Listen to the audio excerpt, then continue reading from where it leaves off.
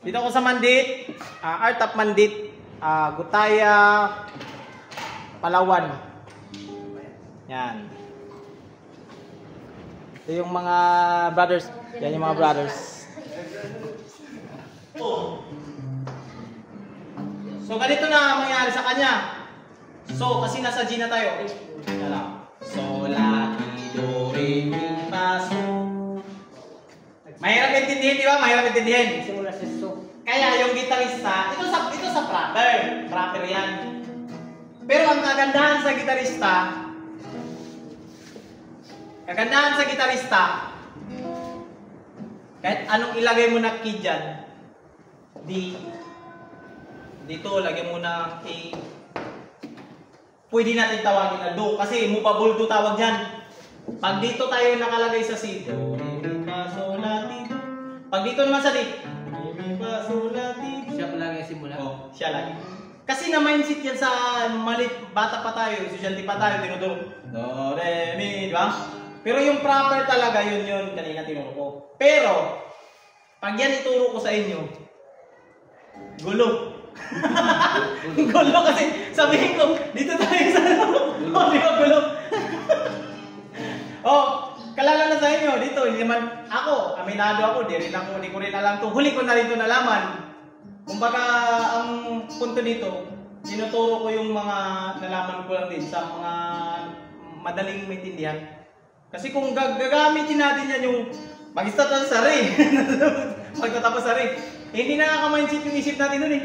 Lagi naka-mindset sa atin, do, re, mi, fa, sol, la, ti, do, do, re, mi, fa, sol, la, ti, do. So dito, yung gagawin natin, movable do. Para hindi kayo mahirapan.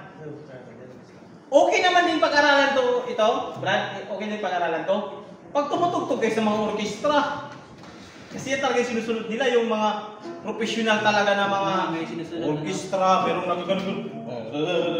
Yan. Yung mga klasikal, mga mahusay talaga makita nyo.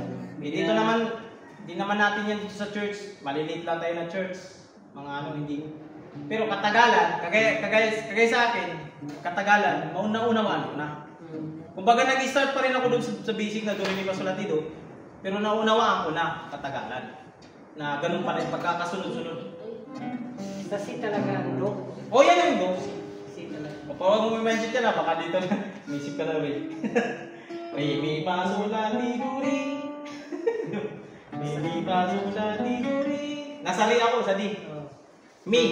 Mi, fa, sol, la, ti, do, re. Hirap, diba? Parang rambul sa utak. Hindi kasi si Sherman mo nahihirapan. Pero kung kasi palagi sa simula eh. Oh, pero kung ganito. Sa do ka. Oh.